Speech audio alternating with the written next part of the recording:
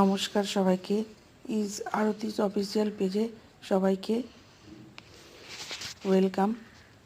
আজকে তো চলে গেছিলাম জমিতে। তো জমি থেকে যাওয়ার পথে এই যে পেয়ারা বাগান, পেয়ারা বাগানে এত পেয়ারা গাছে খুব সুন্দর লাগছিল। তো আমি ভাবলাম চলো একটু ভিডিও করি। কেন কি মানুষ তো সবাই আপেলের বাগান, কোথায় লেবুর বাগান এগুলো যাচ্ছে, সেগুলো দেখতে যেতে হয় আমাদের অনেক দূরে।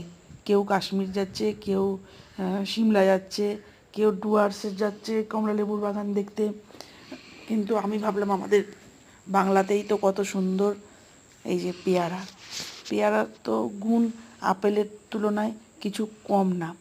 তার উপরে যে এগুলো হচ্ছে কুল গাছ, কুলও তো মানুষ খেতে কত পছন্দ করে, কিন্তু আসে আমরা বাজারে কিনি ঠিকই, কিন্তু গাছে থাকলে কেমন হয় তো সেটাই দেখলাম। এই যে গ্রাম বাংলার বুকে এই যে এত সুন্দর লাগছিল, আর কি সুন্দর গাছ ভরে ভরে পেয়ারা হয়ে আছে।